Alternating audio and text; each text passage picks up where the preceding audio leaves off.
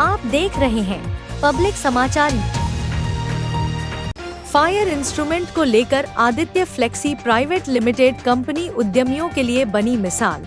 उत्तर प्रदेश सरकार आग को रोकने के लिए तमाम तरीके के प्रोत्साहन दे रही है। सरकार इसके साथ साथ फायर विभाग भी प्रोत्साहन देता रहता है और तमाम तरीके के उद्यमियों को फायर विभाग के द्वारा जानकारी दी जाती है। लेकिन कुछ लोग इसमें उद्यमी ऐसे भी हैं जिनका ना तो फायर विभाग से मतलब है और ना ही सरकार का डर रहता है, अपने मनमानी तरीके से उद्योगों को चला रहे हैं। लेकिन कहीं न कहीं कानपुर देहात में ऐसे उद्यमी भी हैं जो कि मानकों के से ज्यादा खरा उतर रहे हैं। पूरा मामला कानपुर देहात के रनिया औद्योगिक क्षेत्र का है, जहां Aditya Flexi Private limited company fire instrument के नाम पर एक मिसाल बनी हुई है। यह फैक्ट्री पैकेजिंग का काम करती है, जहां आग का ज्यादा खतरा रहता है, लेकिन कंपनी के ज्यादा से ज्यादा फायर इंस्ट्रूमेंट फॉलो कर रहे हैं, जो कि कानपुर देहात में एक दूसरे उद्यमियों के लिए मिसाल बनी हुई है।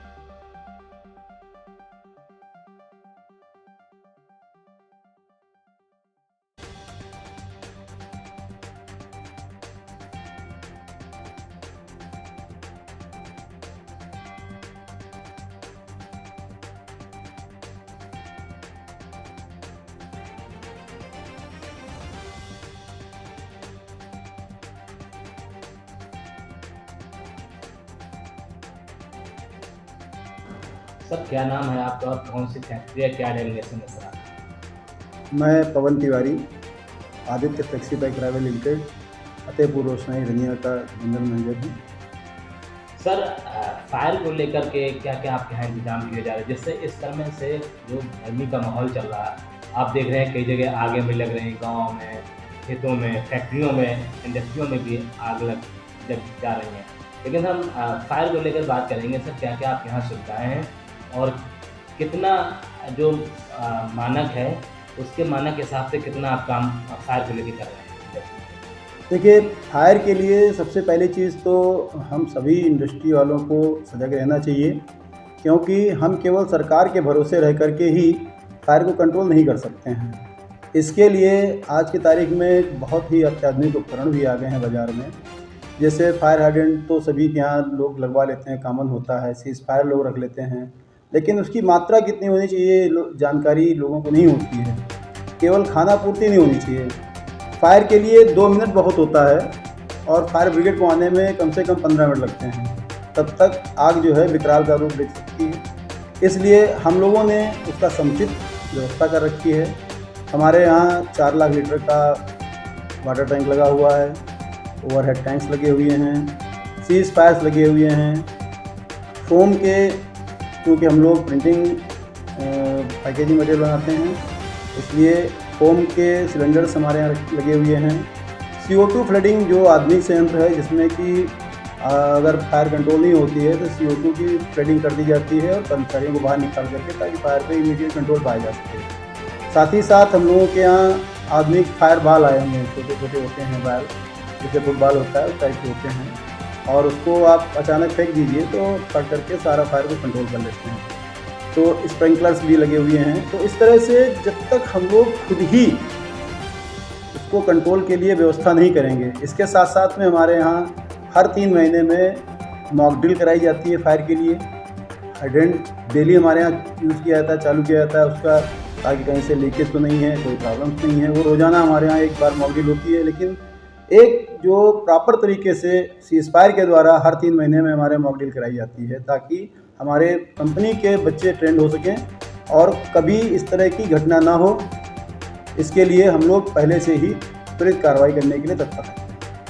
आपका कहने का मतलब ये है आदित्य जो कंपनी है उसमें पूरी तरह से फायर की समुचित व्यवस्था है पूर्ण रूप से, और हमारे यहाँ ट्रेंड स्टाफ है, 16 आदमी हमारे यहाँ ट्रेंड हैं और एक रेस्क्यू टीम भी हमारे यहाँ है, ताकि कभी वक्त पे अगर ज़रूरत पड़े तो उसमें 8 आदमी की टीम वो अलग है कि किस तरह से हम अपने बच्चों को रेस्क्यू करें अंदर से, कैसे उनको अगर कभी धुआं उनको लग जाता है तो उनको कैसे काबू करें।